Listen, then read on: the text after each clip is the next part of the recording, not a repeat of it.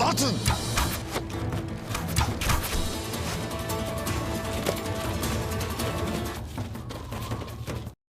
अस्सलाम वालेकुम नाजरीन। इस किस के दूसरे पार्ट के आगाज़ में अर्तुरुल सरदार अलंजक से पूछते हैं, बताओ मुझे अलबास्ती कौन है। अलंजक कहता है, मैं जन्नत में देखूंगा कि अलबास्ती तुम्हारे साथ क्या करता है और मैं हर लम्हे इससे लुत्फ़ हासिल करूंगा। अर्तुरुल इतने में हमला हो जाता है। बेबौलाद अपने आदमियों के साथ उन पर तीर बरसाने लगता है।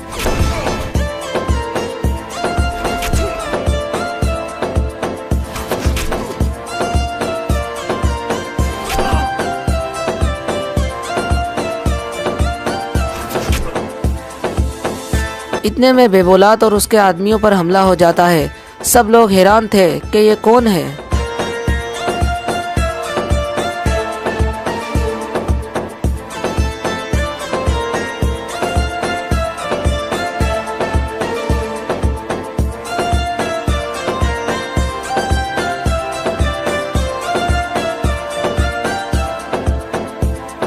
ये देखकर बेबौलाद और उसके साथी भागने लगते हैं, जबकि कुछ आदमी भी उनके पीछे लग जाते हैं।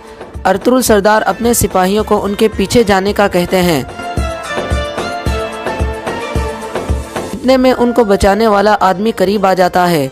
तुर्गुत कहता है, अगर एक भी कदम तुमने आगे बढ़ाया तो मैं तुम्हारा सर उतार दूंगा। अर्तुरुल सरदार तुर्गुत को रोक लेते हैं और उस आदमी से पूछते हैं, कौन हो तुम। ये सुनकर वो आदमी अपना नकाब उतार देता है, जो दरअसल उरानोस था। ये देख सब हैरान हो जाते हैं। दूसरी तरफ बेबौलाद और उसके आदमी घोड़े के करीब पहुंच चुके थे। इतने में एक सिपाही कहता है, सरदार वो आ रहे हैं। ये सुनकर वो घोड़ों पर सवार होकर रवाना हो जाते हैं।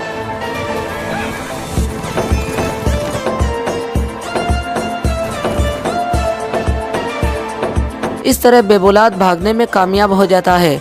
दूसरी तरफ अर्तुरुल सरदार पूछते हैं, तुम यहाँ क्या कर रहे हो ड्रेगोस। उरानोस कहता है, मेरा साथी मेरा शुक्रिया अदा करने के बजाय मुझसे तफ्तीश कर रहा है। अगर अभी तुम जिंदा हो तो ये हमारी वजह से है। अर्तुरुल सरदार कहते हैं, इंसान की किस्मत उसे मौत से बचाती है ड्रेगोस। पहले मुझे बताओ कि तुम यहाँ क्यों हो। फिर उरानोस सारी बात अर्तुरुल सरदार को बता देता है कि उसने एक सिपाही को मंगोलों का पीछा करने को कहा था। इसके बाद उरानोस कहता है, मैंने तुम्हारी सलामती के लिए फैसला किया था अर्तुरुल। मेरे आदमी ने जांगुज का पीछा किया था। अर्तुरुल सरदार कहते हैं, अलंजक अगर तुम्हें देख लेता तो हमारा सारा मंसूबा खराब हो जाता। अगली बार ऐसा फैसला करने से पहले मुझे पूछ लेना। इसके बाद अर्तुरुल सरदार उरानोस को अलंजक की मौत का कहकर कि वो मर चुका है उसे वापस किले जाने को कहते हैं।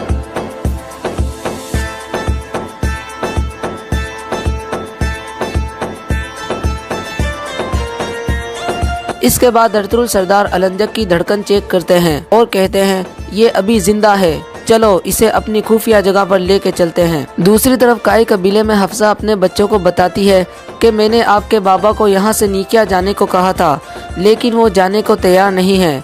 आइब्रस कोनिया चलने का कहता है ताकि वो वहाँ पर तालीम भी हासिल कर सके। इतने में बमसी अंदर आकर कहता है, मैं शिकार के लिए तुम्हारा इंतजार कर रहा हूँ आइब्रस। ये सुनकर आइब्रस अपना तीर कमान उठाकर बमसी के साथ चला जाता है। दूसरी तरफ सऊद के सराय में ड्रेगोस के जख्म पर पट्टी बांध दी गई थी। इसके बाद ड्रेगोस वहां से चला जाता है। दूसरी तरफ जंगल में अर्तुरुल सरदार और उनके सिपाहियों ने भी पट्टियां बांध ली थी। इतने में अलंजक होश में आने लगता है और कहता है, अर्तुरुल क्या हम दोनों मर गए हैं और जन्नत में आ गए हैं। अर्तुरुल सरदार कहते हैं, अभी नहीं अलंजक, तुम इतनी आसानी से नहीं मरोगे। फिर अर्तुरुल सरदार अब्दुल रहमान को इशारा करते हैं।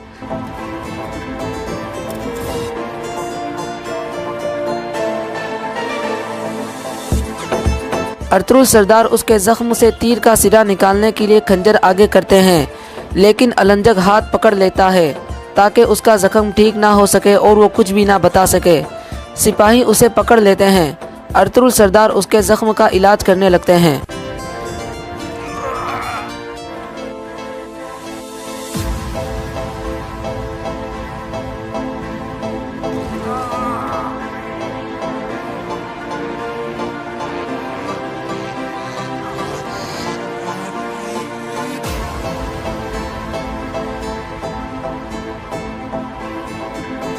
मंगोल बाकी कबीलों की तरह एक कबीला था जहां पर दीगर कबाइल पानी और अपने जानवरों के लिए चारा तलाश करने में मसरूफ रहा करते थे।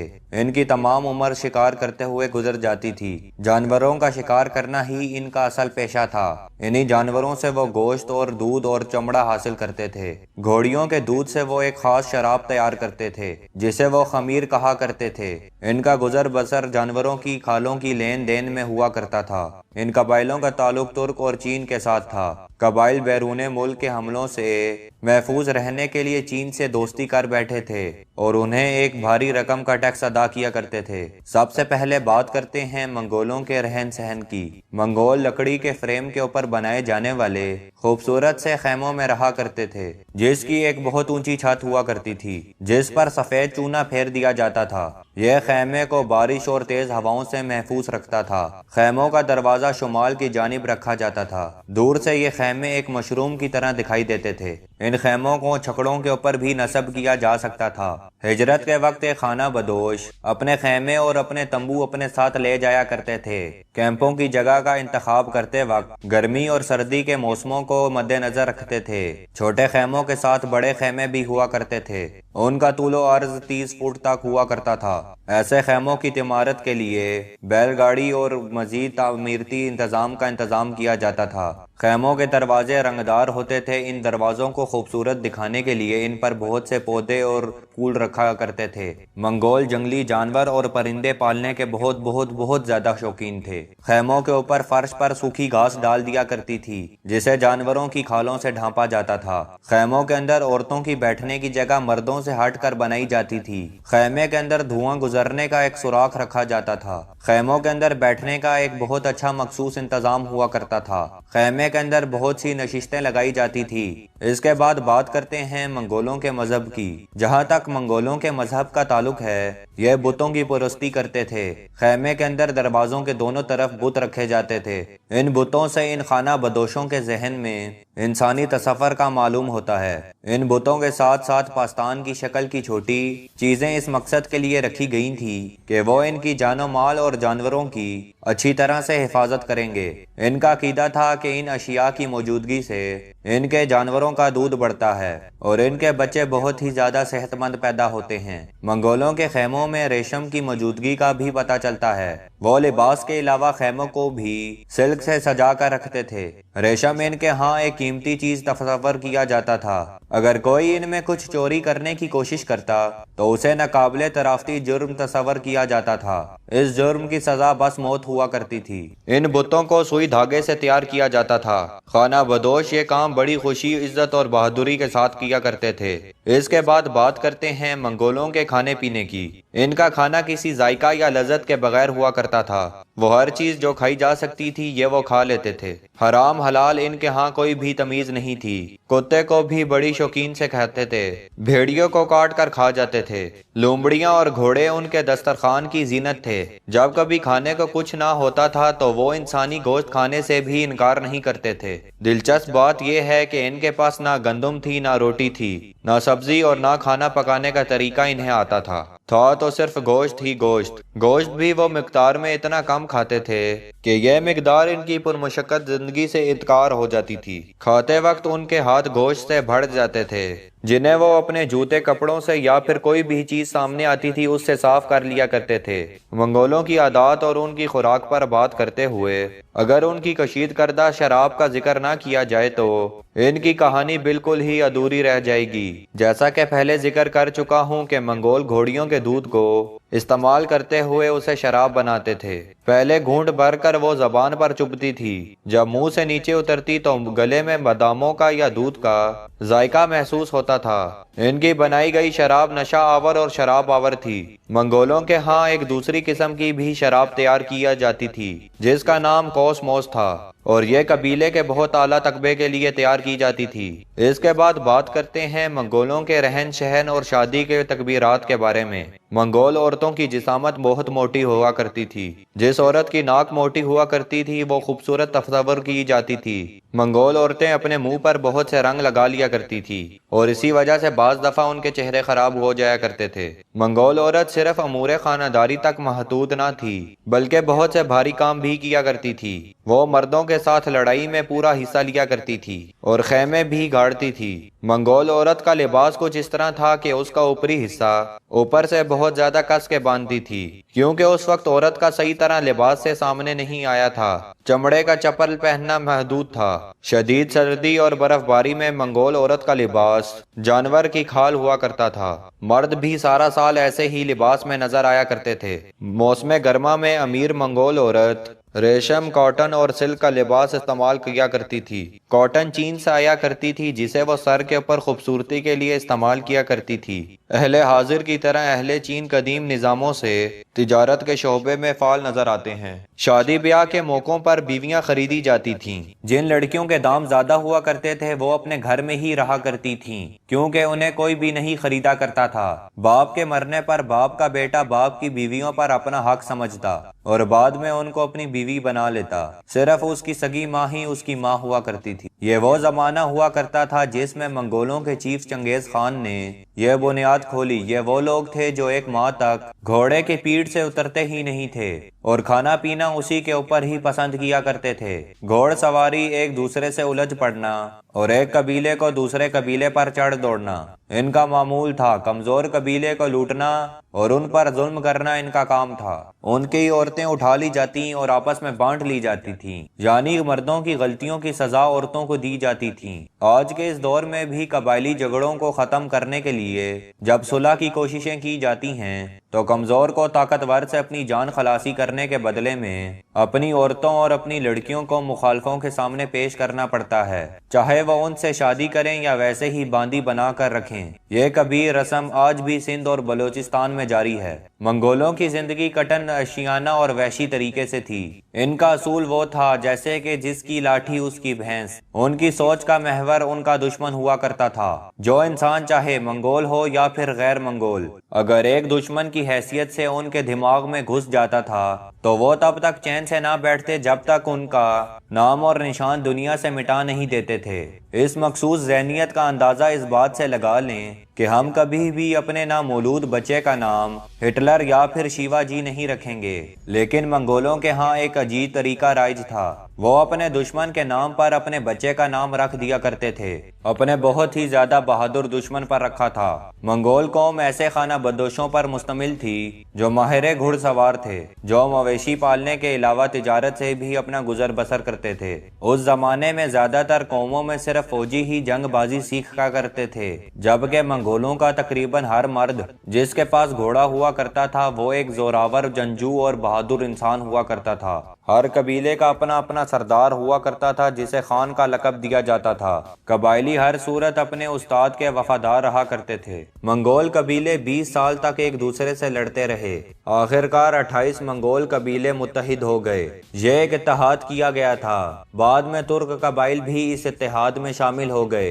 इन तुर्क कबीलों को तातार कहा जाता था, इसलिए जब तातार लश्कर ने यूरोप का रुख किया तो वहां पर उन्हें मुजनई तौर पर तातार या फिर तार कहा जाता था। सन 1206 में मंगोलों ने तमोजन को चंगेज खान का लकब दिया। इस लकब का मतलब है बहुत ज्यादा ताकतवर हुक्मरान या फिर आलमगीर हुक्मरान। इसके अलावा उसे खाकान यानी कि अजीम खान का लकब भी दिया गया। चंगेज खान के लश्कर ऐसे तीर अंदाजों पर मुश्तमिल थे जो कि घोड़ों पर सवार होकर तीर चलाने में बहुत ज्यादा माहिर थे, इसलिए वो इतनी तेजी के साथ हमला कर देते थे कि दुश्मन उनका मुकाबला बिल्कुल भी नहीं कर पाते थे।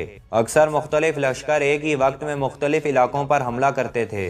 इस तरह मैदान जंग हजारों मील तक फैला हुआ होता था। चंगेज खान जल्दबाजी के लिहाज से सिकंदर आजम यानी कि पोलियो नावल के मुताबिक था।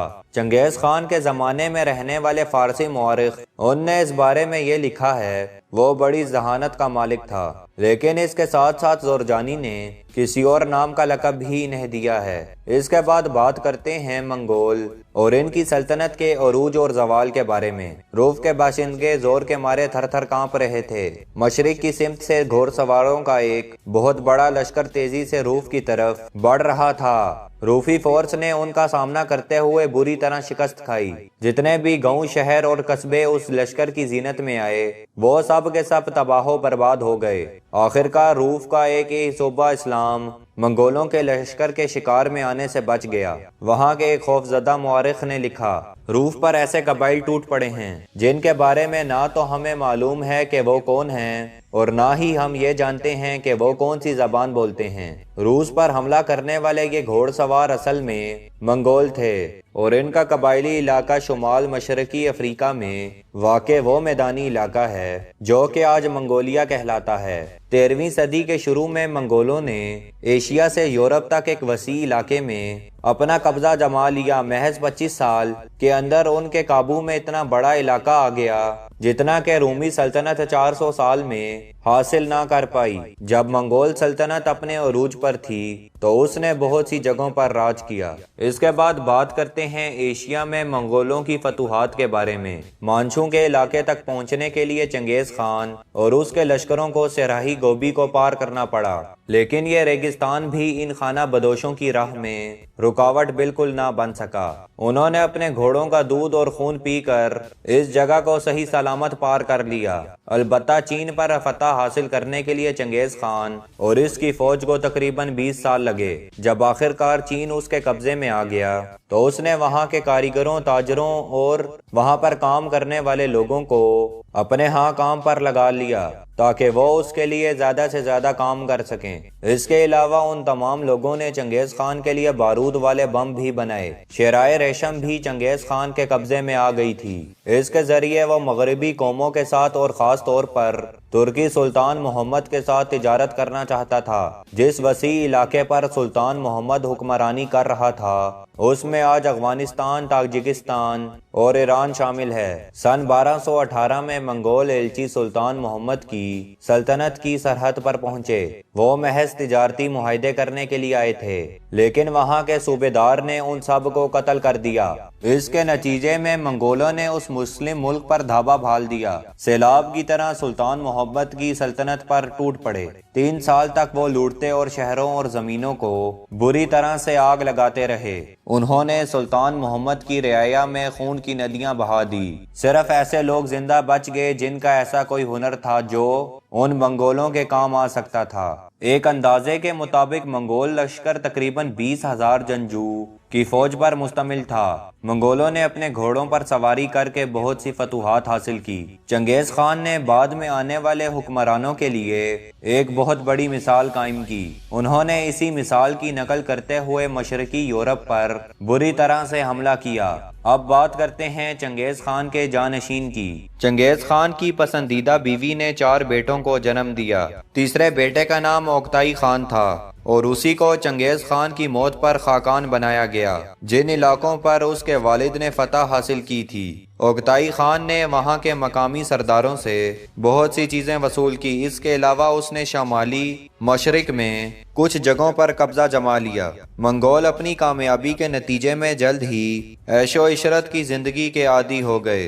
अपनी दौलत में इजाफा करने के लिए ओक्ताई खान ने नए नए इलाकों पर हमला करने का फैसला किया। उसने यूरोप पर हमला करने के साथ साथ जनूबी चीन में वाक़े एक बहुत बड़ी सल्तनत पर भी हमला किया। यूरोप में तो उसने फतह हासिल कर ली, लेकिन संग सल्तनत के ज्यादातर इलाकों पर कब्जा ना जमा सका। सन 1326 में 1.5 लाख मंगोल जंगजू उन्होंने सबसे पहले दरियाए वुर्गा के हमले पर हमला किया। फिर उन्होंने दीगर रूसी शहरों पर बुरी तरह से चढ़ाई की। उसके बाद मंगोलों ने यह पेशकश की कि अगर उन्हें रूसी शहरों में मौजूद तमाम माल का 10वां हिस्सा दे दिया जाए तो वो इनको तबाह बर्बाद नहीं किया करेंगे।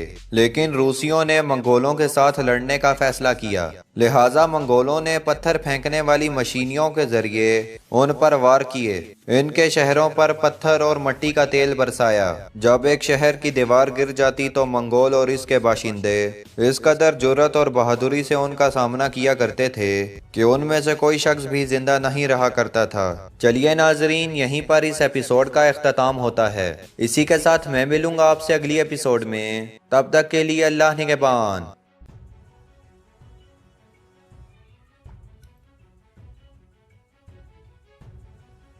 बिस्मिल्लाहिर्रहमानिर्रहीम।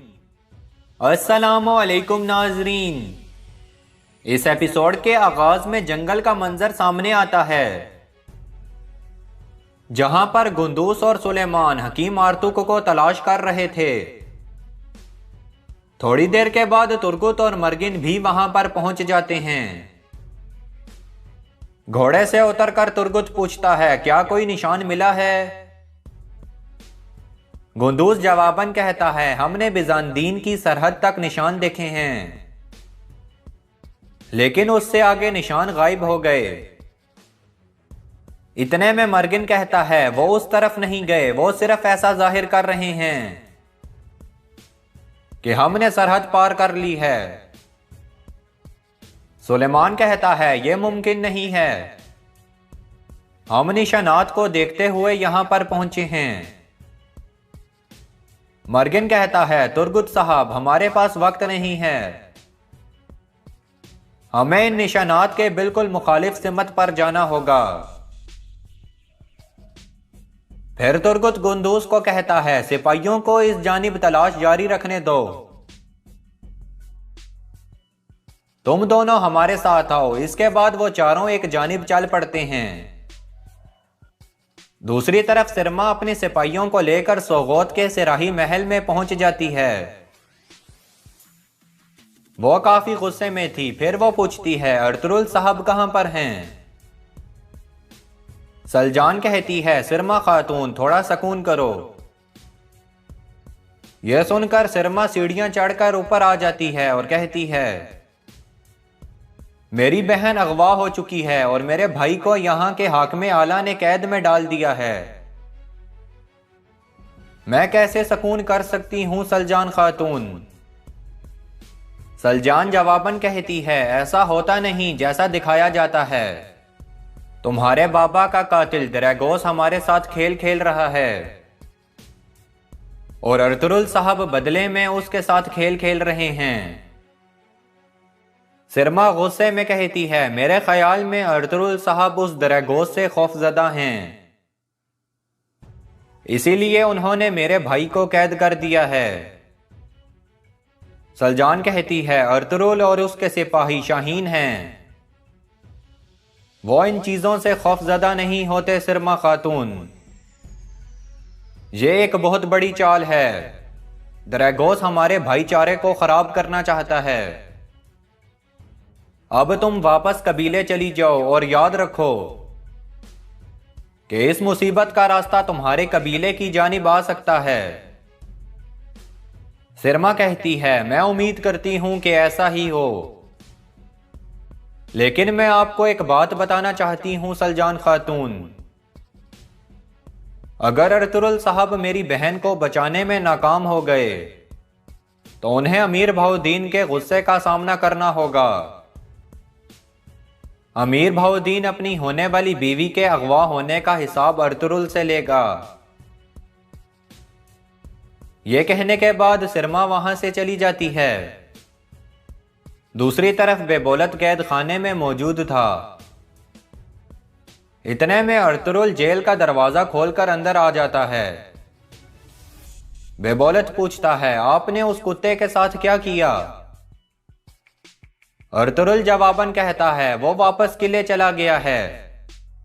बेबोलत खड़े होकर गुस्से में कहता है, तुमने मुझे कैद कर दिया ताकि उससे बात कर सको, और ना ही तुमने उसे मारा और ना ही मेरी बहन को बचाया। फिर तुम यहां पर करने क्या आए हो? यह कहने के बाद वो अर्तुरुल पर हमला कर देता है। फिर अर्तुरुल उसे काबू करके कहता है, अगर तुम किले गए होते तो उनके जाल में फंस जाते। तुमने अपनी जिद से हर एक चीज बर्बाद कर दी है, लेकिन अब से मैंने मामलात अपने हाथों में ले लिए हैं। अब मैं तुम्हारी वजह से मजीद कोई भी मुसीबत पैदा नहीं होने दूंगा।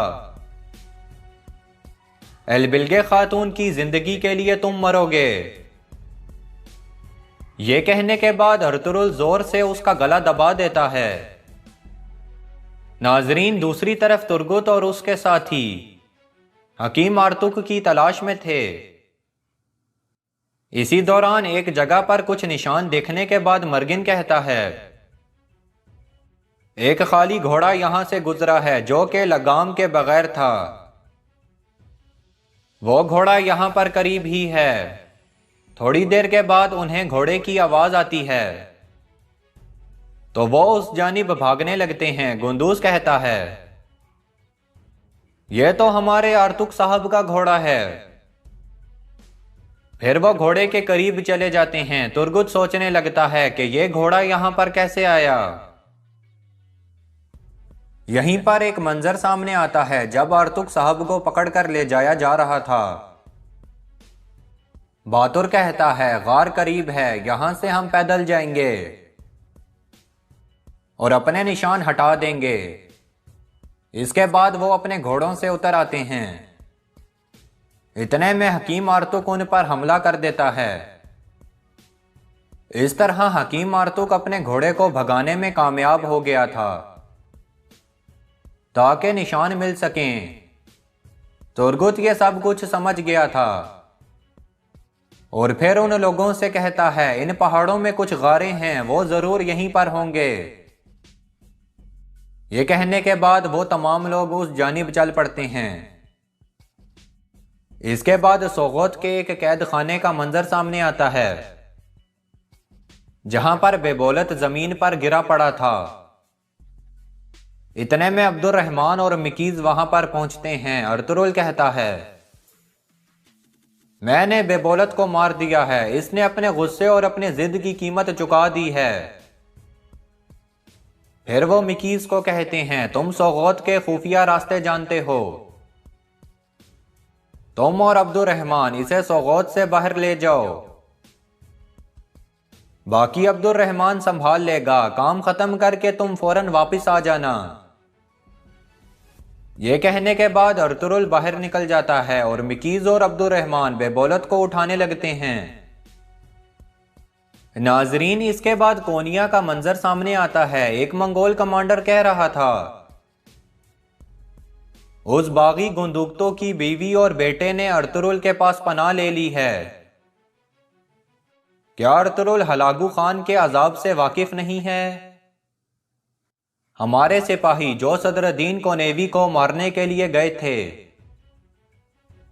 उनके ऊपर एक मेहमान खाने में हमला हुआ है। क्या उसके पीछे भी अर्तुरुल था? अमीर भाउद्दीन कहता है, हाँ अर्तुरुल, वो हमें हर तरफ दिखाई दे रहा है। कमांडर गुस्से में कहता है, तो फिर तुम्हारा क्या फायदा है अमीर भाउद्दीन? तुम एक हाकिम आला को काबू नहीं कर सकते। कई कबीले वाले काफी अरसे से हमें तंग कर रहे हैं। अब बहुत हो गया, अब मैं उन सब लोगों के सर चाहता हूं। अमीर भाउद्दीन कहता है, यकीनन यकीनन उन सब लोगों के सर काटना बहुत आसान है, लेकिन एक मुर्दा अर्तुरुल हमें उस संदूक के बारे में नहीं बता सकता कि वो कहां पर है। उसे जिंदा रखना हमारी मजबूरी है। यह सुनने के बाद कमांडर उसकी गर्दन पर खंजर रख देता है और कहता है, यह भड़बड़ाना बंद करो और अपना काम करो। पहले संदूक तलाश करके मेरे पास लाओ, वरना मैं तुम्हारा सर काट के एक संदूक में डालूंगा और फिर उसे हलागू खान की तरफ भेज दूंगा। अमीर भाउद्दीन डरते हुए कहता है, थोड़ा सब्र करें, मैंने अपना बेहतरीन आदमी इस काम के पीछे लगाया हुआ है। वो किसी भी वक्त संदूक के बारे में पता लगवा लेगा। यह सुनने के बाद कमांडर उसे छोड़ देता है। इसके बाद गार का मंजर सामने आता है जिसमें हकीम आर्तुक को कैद करके रखा गया था। बहादुर कह रहा था, अब तुम्हारे पास एक आंख बची है। तुम्हारी जिंदगी मेरे हाथ में है, एक रोशनी वाली जिंदगी या फिर अंधेरे वाली। तुम क्या चाहते हो, बता दो मुझे। हकीम आर्तुक जवाबन कहता है, तुम जो करना चाहते हो कर लो। यह सुनने के बाद वो आदमी दोबारा गरम लोहा उठा लेता है और हकीम आर्तुक की दूसरी आंख पर लगाकर उन्हें नाबीना कर देता है। इतने में एक आदमी अंदर दाखिल होकर कहता है, अर्तुरुल के आदमियों ने हमें ढूंढ लिया है, वो हमारी तरफ आ रहे हैं। इसके बाद तुर्गुत और मर्गिन अंदर दाखिल होकर उनसे लड़ना शुरू हो जाते हैं और लड़ाई के दौरान अमीर बहाउद्दीन का आदमी भाग जाता है जबकि बाकी आदमी मारे जाते हैं। फिर तुर्गुत मर्गिन को कहता है, तुम फौरन से जाकर अर्तुरुल को खबर दो। इसके बाद तुर्गुत हकीम आर्तुक का चेहरा ऊपर करता है तो देखने के बाद बहुत परेशान हो जाता है और कहता है, ये उन जालिमों ने आपकी आंखों के साथ क्या कर दिया है। आर्तुक साहब कहते हैं, मेरी आंखें जरूरी नहीं हैं तुर्गुत, हमने अपना राज उनसे बचा लिया है। इसके बाद वो हकीम आर्तुक को उठाकर कबीले की जानिब ले जाते हैं। दूसरी तरफ दरैगोस और उसके आदमी एक खुफिया गार में मौजूद थे। उरानोस कहता है, हमने अर्तुरुल को कोने में लगा दिया है, अब देखते हैं कि वो हमारी शर्तें कबूल करता है या फिर नहीं। दरैगोस कहता है, अर्तुरुल को किसी से कम ना समझो, हमें होशियार रहना होगा। उरानोस पूछता है, मेरे लिए आपका क्या हुक्म है हजूर? अगर अर्तुरुल हमारी शर्तें कबूल कर ले तो क्या एलबिलगे खातून को उसके हवाले कर देना चाहिए? दरैगोस जवाबन कहता है, नहीं, एलबिलगे की जिंदगी इतनी सस्ती नहीं है, अर्तुरुल को इतना जल्दी हमसे छुटकारा नहीं मिलेगा। इतने में तारा भी वहां पर पहुंच जाता है और कहता है, मेरे पास एक बहुत अच्छी खबर है हजूर, अर्तुरुल ने बेबोलत को कत्ल कर दिया है। यह सुनने के बाद दरैगोस और उरानोस हैरान और परेशान हो जाते हैं। दरैगोस पूछता है, क्या तुम्हें इस पर पूरा यकीन है? यह खबर तुम्हें कैसे मिली और किसने दी? तारा जवाबन कहता है, मिकीज ने बताया है मुझे। अर्तुरुल ने उसके जरिए बेबोलत की लाश को सोगोत से बाहर निकाला है। यह सुनने के बाद दरैगोस बहुत खुश हो जाता है और कहता है, तो बेबोलत मर गया है, तो यह बात लाजमी उसकी बहनों को भी पता चलनी चाहिए। अर्तुरुल ने हमें बहुत बेहतरीन मौका फराहम किया है कि हम इन दोनों कबीलों को आपस में लड़ा सकें। फिर दरैगोस तारा को कहता है, तुम यह खबर उमर कबीले तक पहुंचाओ। यह सुनने के बाद तारा बाहर निकल जाता है। नाजरीन, इसके बाद रात का वक्त हो जाता है। आर्तुक साहब को कबीले में पहुंचा दिया गया था। सावजी उनसे कह रहा था, आप बहुत जल्द ठीक हो जाएंगे आर्तुक साहब, मैं हर पहाड़ से आपकी शिफा के लिए जड़ी बूटियां तलाश करूंगा। उस्मान कहता है, आपका इंतकाम लेना अब हमारी जिम्मेदारी है। इतने में अर्तुरुल भी वहां पर आ जाता है और सावजी और उस्मान को बाहर भेजकर आर्तुक साहब के साथ बैठ जाता है और फिर उनसे कहता है, आपको इस तरह देखना मेरे से बर्दाश्त नहीं हो रहा आर्तुक साहब, आपकी आंखें और मेरा दिल दोनों जल गए हैं। हकीम आर्तुक जवाबन कहता है, सरदार, मुझे अपनी आंखों की परवाह नहीं है, वो हमारा राज जानने में कामयाब नहीं हो सके। अल्लाह के हुक्म से मेरी वफादारी आपके साथ और मेरे मकसद के साथ कायम दायम है। यह सुनने के बाद अर्तुरुल रोते हुए कहता है, मैं जानता था अर्तुग साहब, मैं जानता था कि आप हमारा राज किसी को भी नहीं बताएंगे, और जहां तक आपकी आंखों की बात है तो मैं जो भी कर सका करूंगा, और जिन ने भी आपके साथ ये किया है उन्हें इस दुनिया में जहन्नुम हासिल होगी। हकीम अर्तुग कहता है, उन आदमियों के चेहरे ढके हुए थे और वो अपने आप को दरागोस के आदमी जाहिर कर रहे थे। उन्होंने मेरे से संदूक के बारे में पूछा, लेकिन दरागोस को संदूक के बारे में मालूम होना नामुमकिन है। अर्तुरुल जवाबन कहता है, मेरे जहन में भी यही था अर्तुग साहब, यकीनन इसके पीछे मंगोल हैं। तो नाजरीन, यहीं पर इस एपिसोड का इख्तिताम होता है। इसी के साथ मैं मिलूंगा आपसे अगली एपिसोड में। तब तक के लिए अल्लाह निगहबान। मंगोल बाकी कबीलों की तरह एक कबीला था जहां पर दीगर कबाइल पानी और अपने जानवरों के लिए चारा तलाश करने में मसरूफ रहा करते थे। इनकी तमाम उम्र शिकार करते हुए गुजर जाती थी। जानवरों का शिकार करना ही इनका असल पेशा था। इन्हीं जानवरों से वो गोश्त और दूध और चमड़ा हासिल करते थे। घोड़ियों के दूध से वो एक खास शराब तैयार करते थे जिसे वो खमीर कहा करते थे। इनका गुजर बसर जानवरों की खालों की लेन देन में हुआ करता था।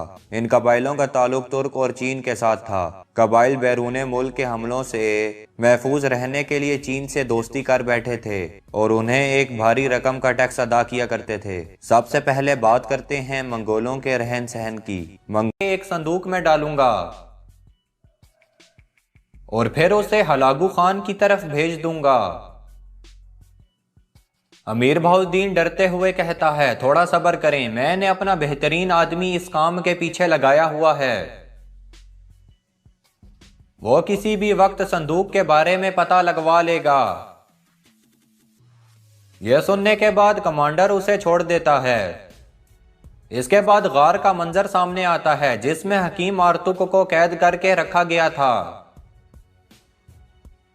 बातुर कह रहा था, अब तुम्हारे पास एक आंख बची है। तुम्हारी जिंदगी मेरे हाथ में है, एक रोशनी वाली जिंदगी या फिर अंधेरे वाली। तुम क्या चाहते हो, बता दो मुझे। हकीम अर्तुग जवाबन कहता है, तुम जो करना चाहते हो कर लो।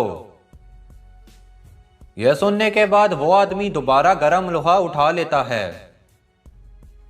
और हकीम अर्तुग की दूसरी आंख पर लगाकर उन्हें नाबीना कर देता है। इतने में एक आदमी अंदर दाखिल होकर कहता है, अर्तुरुल के आदमियों ने हमें ढूंढ लिया है, वो हमारी तरफ आ रहे हैं। इसके बाद तुर्गुत और मर्गिन अंदर दाखिल होकर उनसे लड़ना शुरू हो जाते हैं और लड़ाई के दौरान अमीर बहाउद्दीन का आदमी भाग जाता है जबकि बाकी आदमी मारे जाते हैं। फिर तुर्गुत मर्गिन को कहता है, तुम फौरन से जाकर अर्तुरुल को खबर दो। इसके बाद तुर्गुत हकीम अर्तुग का चेहरा ऊपर करता है तो देखने के बाद बहुत परेशान हो जाता है और कहता है, ये उन जालिमों ने आपकी आंखों के साथ क्या कर दिया है। अर्तुग साहब कहते हैं, मेरी आंखें जरूरी नहीं हैं तुर्गुत, हमने अपना राज उनसे बचा लिया है। इसके बाद वो हकीम अर्तुग को उठाकर कबीले की जानिब ले जाते हैं। दूसरी तरफ दरागोस और उसके आदमी एक खुफिया गार में मौजूद थे। उरानोस कहता है, हमने अर्तुरुल को कोने में लगा दिया है, अब देखते हैं कि वो हमारी शर्तें कबूल करता है या फिर नहीं। दरागोस कहता है, अर्तुरुल को किसी से कम ना समझो, हमें होशियार रहना होगा। उरानोस पूछता है, मेरे लिए आपका क्या हुक्म है हजूर? अगर अर्तुरुल हमारी शर्तें कबूल कर ले तो क्या अलबिलगे खातून को उसके हवाले कर देना चाहिए? दरागोस जवाबन कहता है, नहीं, अलबिलगे की जिंदगी इतनी सस्ती नहीं है। अर्तुरुल को इतना जल्दी हमसे छुटकारा नहीं मिलेगा। इतने में तारा भी वहां पर पहुंच जाता है और कहता है, मेरे पास एक बहुत अच्छी खबर है हजूर। अर्तुरुल ने बेबोलत को कत्ल कर दिया है। यह सुनने के बाद दरैगोस और हुरानोस हैरान और परेशान हो जाते हैं। दरैगोस पूछता है, क्या तुम्हें इस पर पूरा यकीन है? यह खबर तुम्हें कैसे मिली और किसने दी? तारा जवाबन कहता है, मिकीज ने बताया है मुझे। अर्तुरुल ने उसके जरिए बेबोलत की लाश को सोगोत से बाहर निकाला है। यह सुनने के बाद दरैगोस बहुत खुश हो जाता है और कहता है, तो बेबोलत मर गया है। तो यह बात लाजमी उसकी बहनों को भी पता चलनी चाहिए। अर्तुरुल ने हमें बहुत बेहतरीन मौका फराहम किया है कि हम इन दोनों कबीलों को आपस में लड़ा सकें। फिर दरैगोस तारा को कहता है, तुम ये खबर उमर कबीले तक पहुंचाओ। यह सुनने के बाद तारा बाहर निकल जाता है। नाजरीन, इसके बाद रात का वक्त हो जाता है। आर्तुक साहब को कबीले में पहुंचा दिया गया था।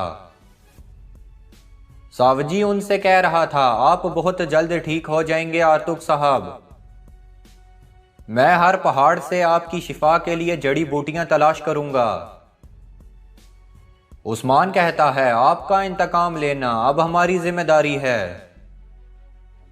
इतने में अर्तुरुल भी वहां पर आ जाता है और सावजी और उस्मान को बाहर भेजकर आर्तुक साहब के साथ बैठ जाता है और फिर उनसे कहता है, आपको इस तरह देखना मेरे से बर्दाश्त नहीं हो रहा आर्तुक साहब। आपकी आंखें और मेरा दिल दोनों जल गए हैं। हकीम आर्तुक जवाबन कहता है, सरदार मुझे अपनी आंखों की परवाह नहीं है। वो हमारा राज जानने में कामयाब नहीं हो सके। अल्लाह के हुक्म से मेरी वफादारी आपके साथ और मेरे मकसद के साथ कायम दायम है। यह सुनने के बाद अर्तुरुल रोते हुए कहता है, मैं जानता था आर्तुक साहब, मैं जानता था कि आप हमारा राज किसी को भी नहीं बताएंगे।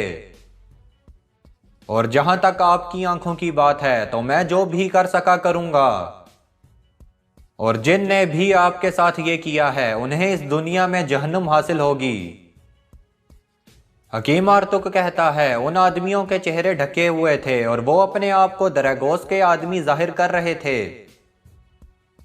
उन्होंने मेरे से संदूक के बारे में पूछा, लेकिन दरैगोस को संदूक के बारे में मालूम होना नामुमकिन है। अर्तुरुल जवाबन कहता है, मेरे जहन में भी यही था आर्तुक साहब। यकीनन इसके पीछे मंगोल हैं।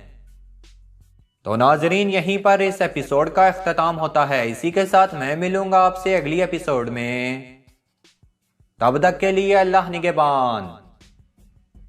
मंगोल बाकी कबीलों की तरह एक कबीला था जहां पर दीगर कबाइल पानी और अपने जानवरों के लिए चारा तलाश करने में मसरूफ रहा करते थे। इनकी तमाम उम्र शिकार करते हुए गुजर जाती थी। जानवरों का शिकार करना ही इनका असल पेशा था। इन्हीं जानवरों से वो गोश्त और दूध और चमड़ा हासिल करते थे। घोड़ियों के दूध से वो एक खास शराब तैयार करते थे जिसे वो खमीर कहा करते थे। इनका गुजर बसर जानवरों की खालों की लेन देन में हुआ करता था। इन कबाइलों का ताल्लुक तुर्क और चीन